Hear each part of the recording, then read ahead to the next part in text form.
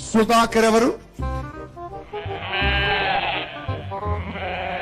ఎక్కడి నుంచి? కర్నూలు జిల్లా గుంటకల్ సార్.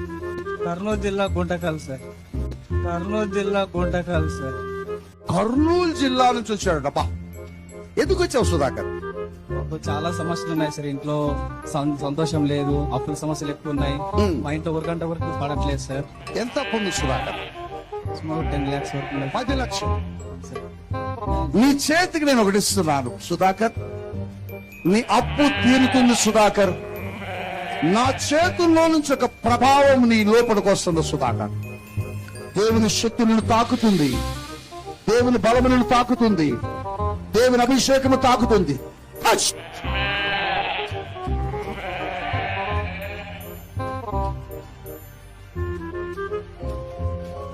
సుధాకర్ ఎట్లుంది ఇప్పుడు? నీకేమనిపిస్తుంది?